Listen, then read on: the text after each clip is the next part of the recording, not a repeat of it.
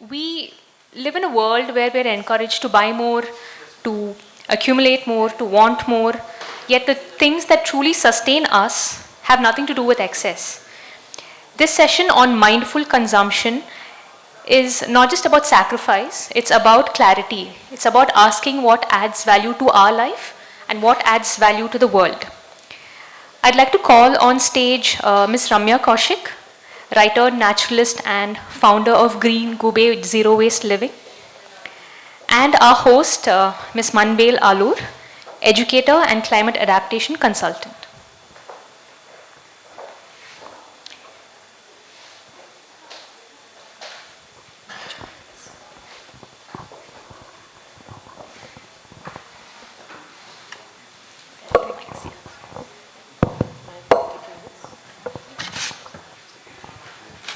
Switch. I have to sit in the center.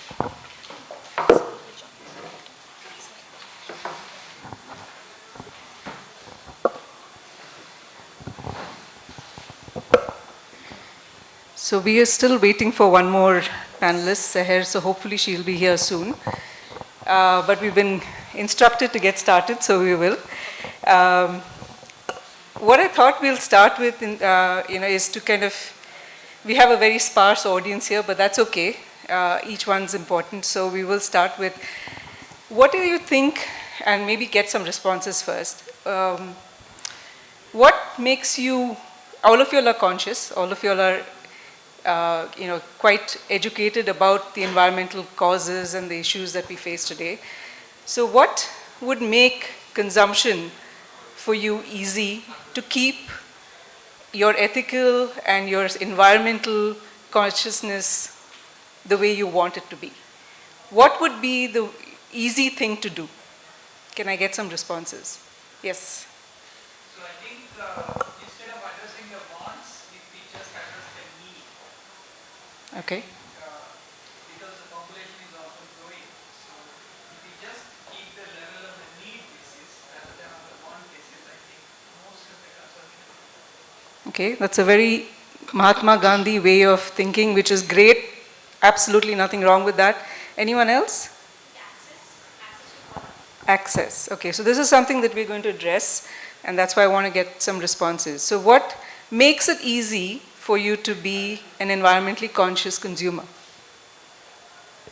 So, I mean, the narrative built around currently is about recycling, but it's not so much on production or say no to, any resource. So I think we should change the narrative for everyone.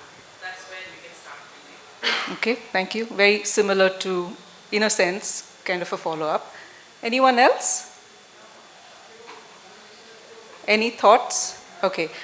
What, a follow-up question would be, what in your mind are the challenges to become that environmentally conscious consumer? What in today's world is your challenge that you face? Suppose you go to a marketplace or you go to a retail store. Yeah.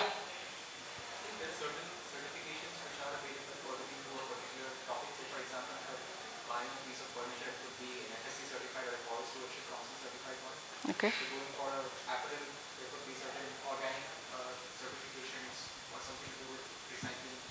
So just being aware of which certification or accreditation is associated with a certain type of product or service to go along in terms of making a more reasonable conscious choice.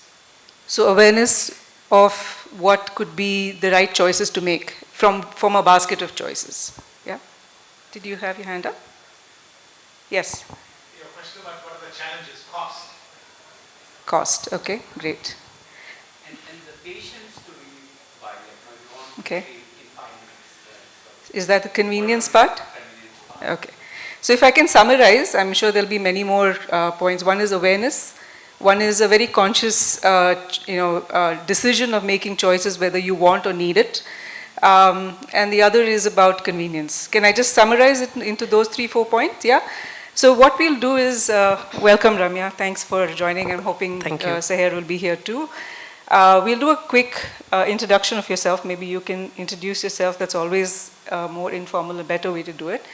And then we will go into a couple of questions, kind of pointers where we can have a discussion. But we would like to have a lot of audience participation, so let's try and keep it as concise as possible. Sure. Yeah? So go ahead and introduce yourself. Hello, and thank you for having me on the panel. Thank you for joining us today. I'm Ramya Coushik. I'm a nature writer, naturalist, and I run Green Goobe Zero Waste Living, which is a manufacturing company that makes safe, non-toxic cleaners, and we are very focused on zero waste reused packaging. So not just the product, we are addressing the packaging part too. We are a completely circular cradle-to-cradle kind of venture. I'm also passionate about land rejuvenation. I write a column for Deccan Herald on the creatures that have come to inhabit the land that I work on. So that's me in a nutshell. And you wanted me to... Yeah, so we can, thank you for that introduction. So just to kind of summarize that, Ramya's business is really, really interesting. I hope all of you will get a chance to look at her website and her products to kind of understand the depth in which she has gone to try and understand the issues and trying to create new solutions towards that. So it's really, really good for, her products. Also, I think what we would like to address are two areas strong. One is on the consumer side, which we've kind of talked about now, is how do you, in your journey, what would you believe would be the way to create conscious consumers?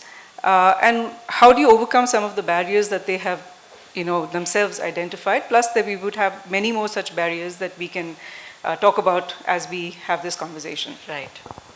So I'd like to start by saying that we were always conscious consumers. Our ancestors were always conscious consumers. They were not consumers as much as it was just a part of their daily lives, like you both mentioned. Somewhere I think we've lost the plot, and I think we've been brainwashed into believing that we need products in 30 minutes, 10 minutes, which is convenience, which is not convenience. That's just kind of being irresponsible. I'm not saying consumers, but on the part of the businesses that thrust the idea upon us that this is what we need.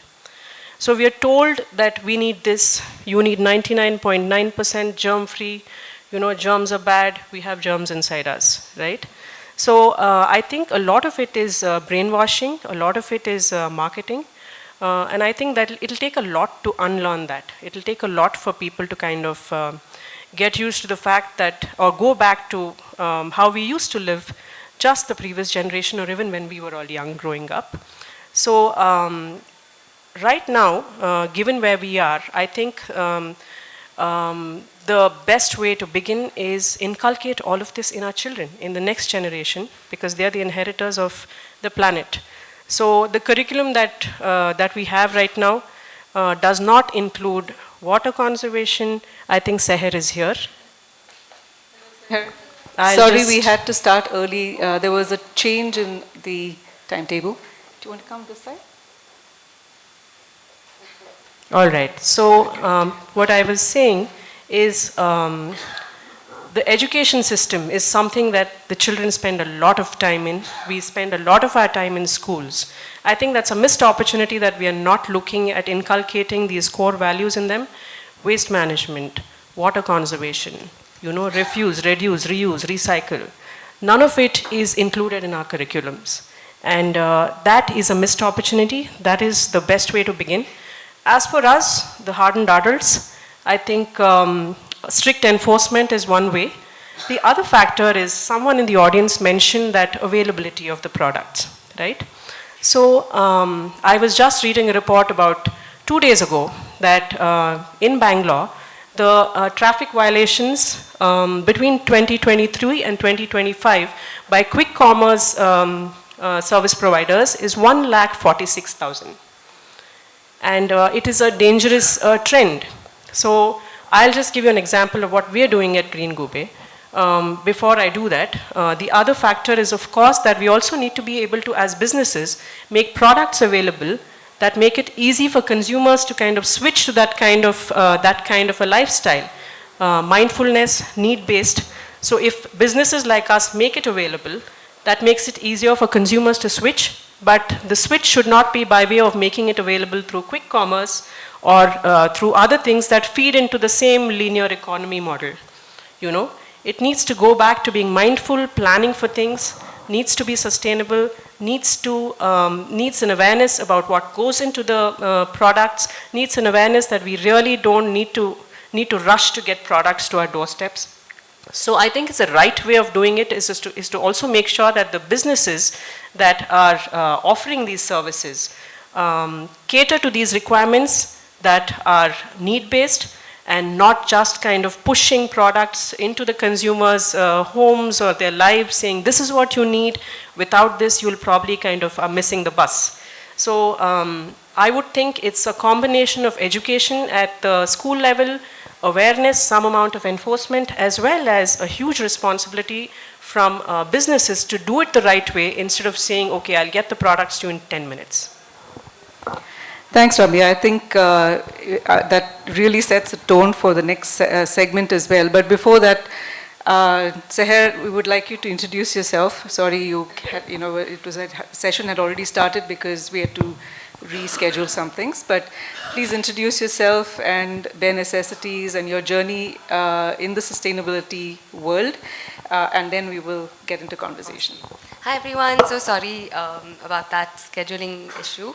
Also big thank you to Manvel. She's been a huge mentor to me. When I moved back to Bangalore in 2015, she actually helped me decide what to do in the sustainability space, so she always holds a very special place in my heart. I am the author of a book that's called Bare Necessities, How to Lead a Zero Waste Life.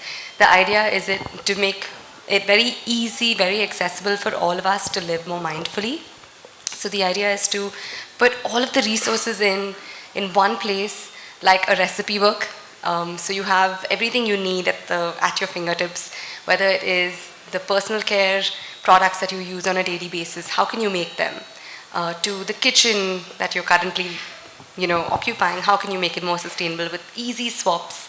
How can you make few recipes perhaps, but maybe how can you just upcycle your old t-shirt to be a little mop for your countertop?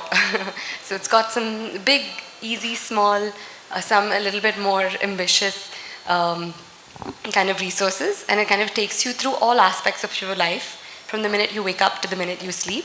And we published it with Penguin, and we used all the extra time we had on hand in the pandemic, where we weren't going for social events, and we used all of that time to actually put all of these resources in together in one place. And it's honestly everything I wish I knew when I got started on living a more sustainable life here in Bangalore.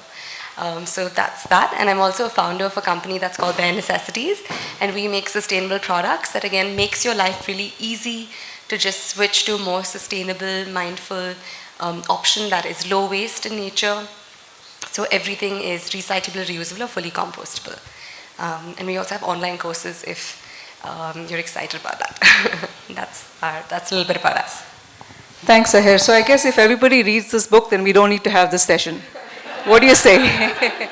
Yeah? So just to kind of, we started this session with throwing open some questions to the audience, Sahar, just for your benefit, asking what are the challenges of all of us as regular customers or consumers in becoming more conscious consumers. What are the challenges? And some of the things that threw up was convenience, was about want versus need, coming to that kind of a decision. Issues related to making the right choices based on certifications, so awareness was a big thing. So in a sense, you're covering a lot of these aspects as well in your business as well as in your book. The question that Ramya was answering just before you came was about what in your understanding is, how should consumers become more conscious in terms of trying to alleviate some of these challenges that they themselves have kind of, identified. What would be your suggestions, maybe from your book or otherwise? Yeah, for sure. I think to make sustainability fun, honestly, to make it, something that we can all participate in. So I think we all enjoy some new clothes. Just organizing a clothes swap in your community, in your building, in your office, in your classroom, in your college could be really a fun way to make sustainability more accessible. the idea is to how can we reimagine consumption, right? From it being quite mindless to quite accessible to everyone, and how can we make sustainability something that isn't like, oh, it's so boring, you have to wear this brown plaid thing, or, you know, how do we just make it a little bit more, I think, fun and accessible, I think is one. I think the other thing is about workshops. So we actually try and do a lot of talks and workshops around sustainability to make it, again, something that people feel like you don't have to climb the stars and the moon to do it. You can actually, you know, make bioenzymes using orange peels from your own kitchen in 30 seconds. Right? So we're really trying to simplify it. We're trying to make it something that is an invitation to multiple generations. So this is something that I love to do with my, say, niece and nephew, and, you know, maybe I'll even have grandparents in the background. So I think the idea is to participate together, to pick things that are maybe more intergenerational. I think that also provides opportunities for which we then hear stories from our grandparents around how Bangalore was in, you know, when they were growing up, etc. So I think those are few things around making sure we're having conversations, making sure we're taking time away from our screens to actually just connect with one another, ask them what did you do before shampoo came in a water bottle? Asking our grandparents that, I think, could really spark some fun conversations. So I think the more we're open to just learning from everyone, I think that immediately actually bridges a lot of gaps.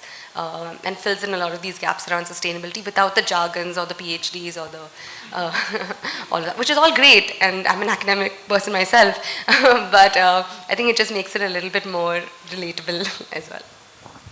Thanks, Sahar. Yeah, I think you know, making the journey more enjoyable is always one thing, but I think one of the challenges that I faced in my 30+ years of being in the space of broad sustainability kind of zone is a lot of it goes unheard, and you know, how do you amplify some of this conversations? You know, you might do it in your immediate circle and hope that this ripple effect happens, and I'm sure it has happened and it does happen. Only I can justify that because when I finished college, there were like a handful of 5 or 10 people who I knew would understand the word environment. But today, every second person that I come across is, you know, seeking guidance or advice, especially the youngsters, as to, you know, where they want to be in terms of their sustainability journey. So I think there's already a lot of awareness, and obviously that's come from somewhere. But I think what I want to understand maybe from Ramya, I think, is given the fact that you have products, you have a journey in your business, how do you propose that beyond a smaller circle of maybe 30 people in this room plus, how do you propose that more people will know about your journey, will understand the importance of that journey, and also be more mindful of kind of using and becoming a, you know, responsible consumer?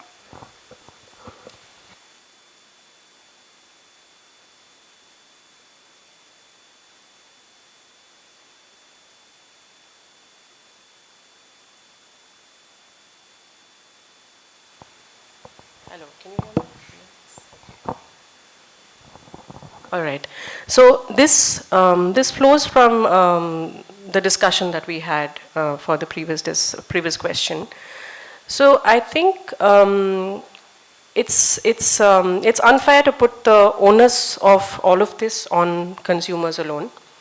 I think they're victims of what the businesses and the corporates feed them, and they're left with very little choice in the market. But what is kind of, what is kind of shown to them on TV or Instagram, or even the products that line the shelves of regular markets. So the most important thing, I think, aspect for any consumer to be able to switch to a sustainable option is for such options, viable options, to be available. There are a lot of options in the market, but they also need to be viable for people to realistically switch to those options. They should be available at the right price point. They should be available in the right volumes, and they should be available in the way that we all expect them to be, sustainable. The product packaging is taken care of, should not be the onus of the consumer, it should be onus of the business. That the product should work.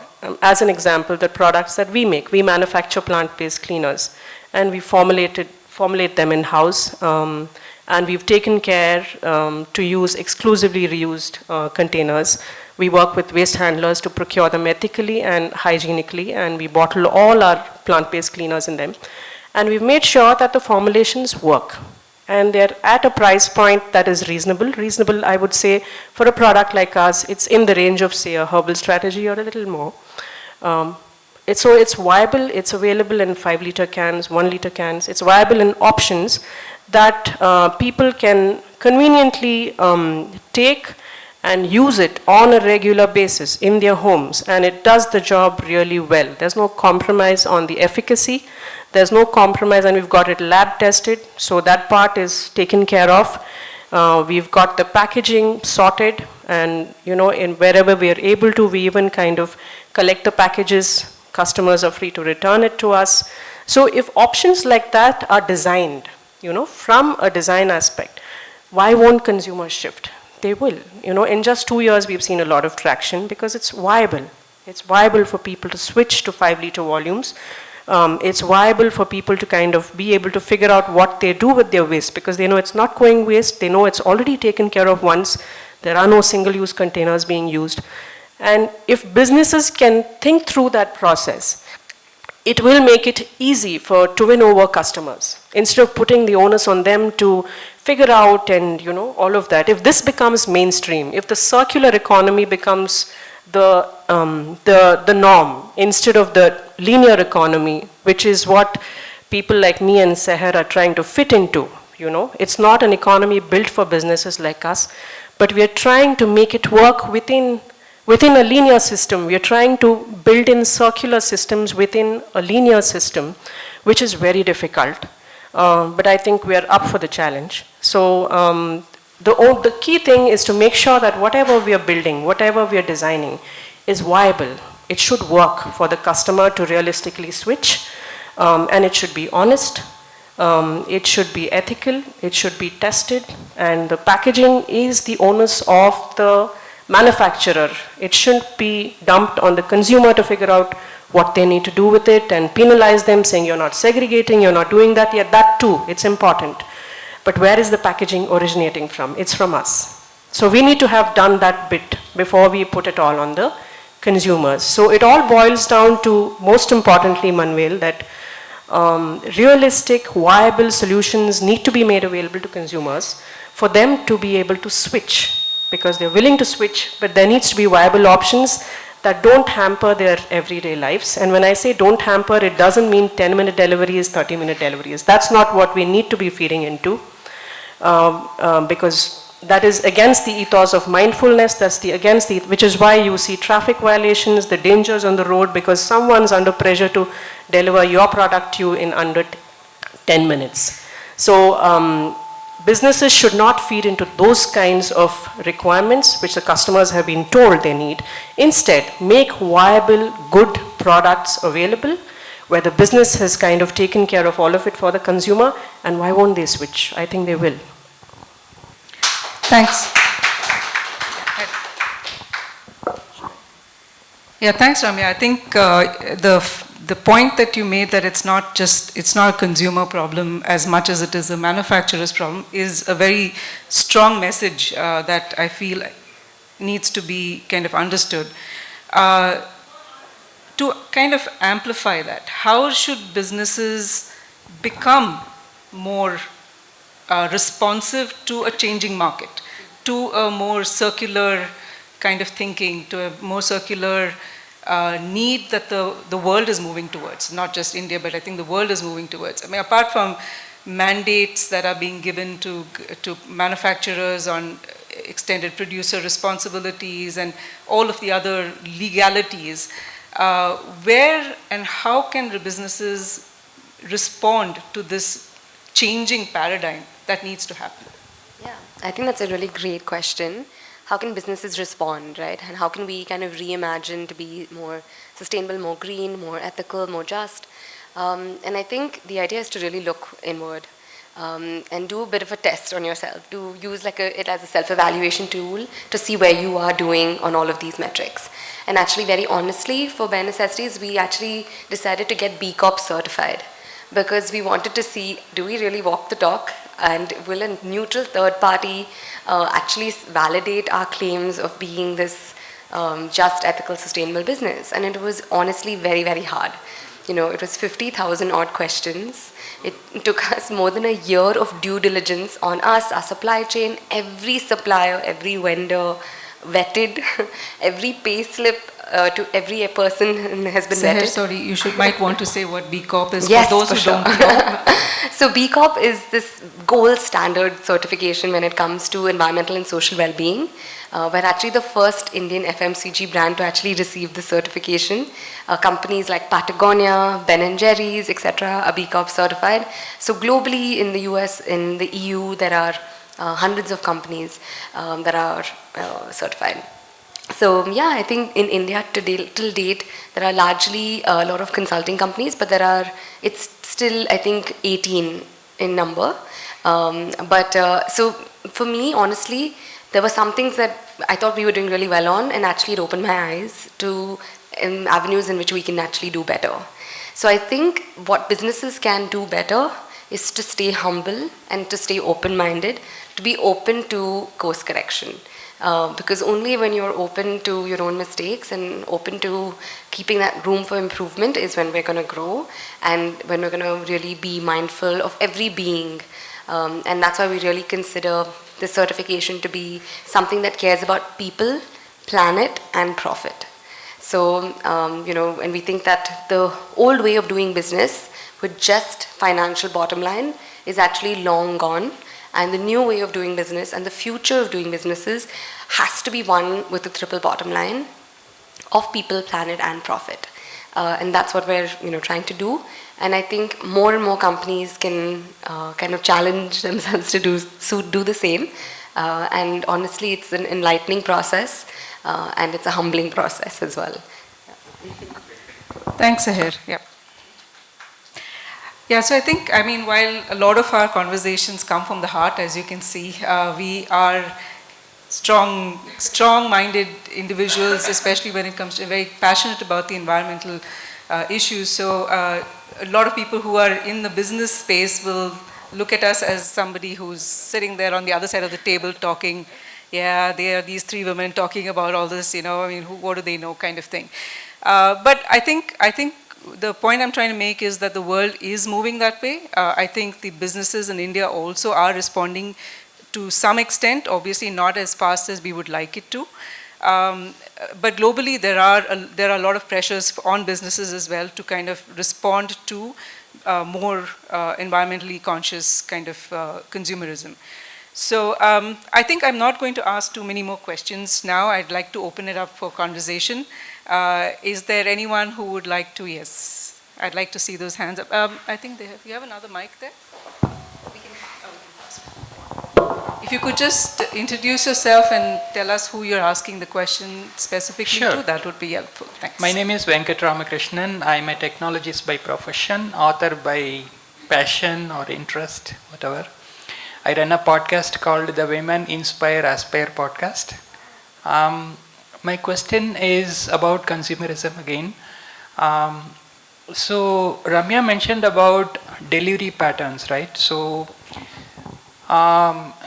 what is the real problem here? So delivery, they are asking for 10 minutes, 30 minutes. That's a problem. Clearly there is a problem, and because of which the accidents are increasing.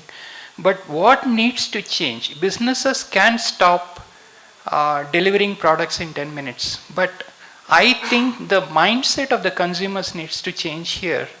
There might be products which are really urgent, which need to be delivered in 10 minutes. And there might be products which is like a one-time delivery, like a Zomato food or something like that. So what exactly is the problem? What needs to change? Is it the mindset that needs to change? And I have a thought for Sahar. It's not really a question. When you're trying to address this on a large scale, in addition to the book, I think you might want to target large apartment complexes in places like Bangalore, like 4,000 people, 5,000 people live, and there are 30-story buildings. So you might want to offer your solution through solid waste management, organizations which are doing the zero waste campaigns. Thank you. Do you want me to respond to that? Yeah. So I think it is a mindset issue. I think we were alive and kicking even before quick commerce came in. And it's just a convenience that, not a convenience, I would say it spoiled us. So it is a mindset issue. Again, I wouldn't blame the consumers for this. We've been told that we need 10-minute, 30-minute deliveries. So it has fundamentally now become a mindset issue. So it's become the consumer's problem because first of all, they were told that they need it. Now we're too used to it to go back. So it's a vicious cycle. It takes a lot of mindset change now because when a lot of my customers ask me saying, why are you on this platform? Why aren't you on this platform? I need this urgently. So what do I do? So we made a conscious choice to not go on any quick platforms, quick commerce platforms. Our customers made sure that they go onto our website, they order, they plan for it, and they place an order. If they need it urgently, they reach out to us and we make sure that we give it to them in a day, not quick commerce. So I think it's a mindset issue. It will take a lot to kind of reverse it. And I don't know how we are going to do it other than kind of banning those services, which is not feasible because we've come too far. But if businesses can take a stand, I'm sure there's a way. It all boils down to businesses handling it the right way, educating customers. A store that we retail in also has a similar policy where they are very clear that they are not going to deliver in, 2 minutes, 3 minutes. You either come to the store or please wait till the time we can kind of process your order. So that is lead to a lot. That can lead to a lot of, if businesses take that stand, at least in the non-essentials categories where it's not life-threatening, I'm sure there's a way. I'm just going to add to that, is that, I mean, while we are looking at a paradigm shift of how consumers need to behave or how we believe that they need to respond to the environmental challenges, we cannot continue in the same way that is being promoted, which is what Ramya is referring to, in the normal way of business today. And I think for that shift to happen, it sounds inconvenient, it sounds impossible, it sounds, again, there's these three women saying something which is very against the tide. But I don't know if the only way is to fit in with what today's system is. I do a lot of mentoring for startups, especially environmental startups, and the constant question from the youngsters is, how do I scale? How do I become, the next Google or the next, whatever. But maybe they don't need to be. And that's my point to them most of the time. It's like, you don't need to be. Maybe you could be organically influencing behavior and consumers. So that's what I'd like to leave with. But did you want to respond to that? Okay, you have a contradictory. That would be interesting. So I think, this is something that actually as a brand we also debated for a long time. And for a long time we stayed away from as well. And then we realized that we are also a growing business. So by not being on the channels that consumers are actually shopping from, you're actually doing a disadvantage to your team, your growth, and your shareholders. So I'm really very, very grateful to have 5 amazing angels. And only one currently lives in Bangalore, but they are all from Bangalore, even though they live all over the world. And I think when Necessities grows, that means the number of livelihoods grows. The number of, and our supply chain that has now been vetted by B Corp that you all know all about. We have 100+ vendors all across the country. Lavender from Kashmir, cacao butter from Auroville, coconut oil from Kerala. The list goes on. And that entire supply chain is also benefiting from our growth, right? I think it's like everything in moderation. Too much fast food, too much processed food, too much time on social media. But hasn't social media helped us stay connected to people? Hasn't sometimes fast food been convenient? You are busy, you're juggling 100 things, you're a busy mom, your maid called in sick. You know what, you're going to go and get that some food packed up from Shiv Sagar or whatever that might be. And I think I would say that, and I tried this, lived a very, very militant, zero waste life, and that's why Penguin asked me to write this book, where I literally lived on 500-gram jar of waste for more than 3 years. And I was so militant, I would only go to Russell Market and pick up my stuff. I would only go to Buffalo Bag Collective for my millets. And honestly, it took a toll on my mental health, and it was not feasible. And then the pandemic came, and I had to be okay with few things being delivered. With my mom, who is also a senior citizen, and I needed to be mindful of me not just going around gallivanting through the city. So actually, it's been quite a journey for me, and I had to kind of redefine what sustainability means for me. And that definition has evolved to now saying, you know what, if we really want sustainability to become the default normal, that means you have to be accessible in places where people are shopping. And unfortunately, that also means on quick commerce. So when we communicated on it, we said, you know what, bulk up, buy multiple things at once, be mindful what you need. And our communication was very raw, it was very real, it was very honest. It was very authentic. And we also said, hey, we are a growing business that has to pay bills. And this is why we have decided to go on quick commerce. So I think as long as your intention is good, right, and your heart is in the right place, and you are communicating honestly, it will all work out. And that's what I've learned in the short entrepreneurial journey of mine. I'm so sorry. Thank you so much. This is a lovely discussion and, of course, a very important one. Due to the lack of time, we will have to move on, but they'll be available. So in case you have any questions, you can attack them outside. So, yeah. Thank you. Thank you for the opportunity. Thanks, Ramya. Thank you. I think we're the only species that consumes more than what we need. So I think it's very valuable lessons coming out of this discussion. Thank you so much.